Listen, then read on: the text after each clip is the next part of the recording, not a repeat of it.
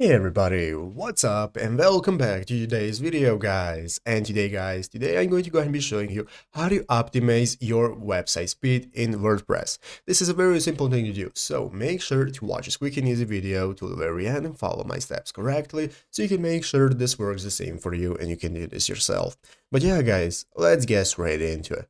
So the first thing you want to do is to go ahead and open up the official WordPress website right here at wordpress.com if you've not already, and after opening it up, here in the upper right corner, you'll be greeted by the option to log in. So you want to log into your account.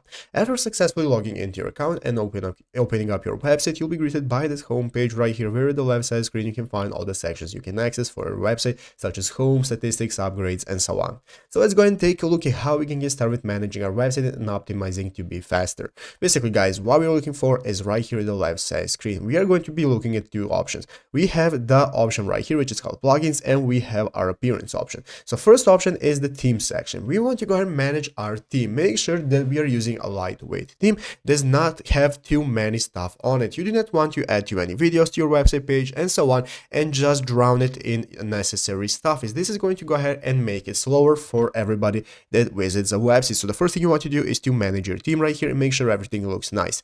But after that, guys, something even more important that's going to give you even more speed if you do is to manage your plugins. In your plugins, guys, you can often use too many plugins that take a lot of the speed away because they're too heavy and require too much power. So a lot of people, when entering your website, are going to take a long time to load all the plugins that you are using, and so what you want to do is to manage them to make sure your plugins are optimized and you're only using the necessary ones to reduce anything such as the slow wait time.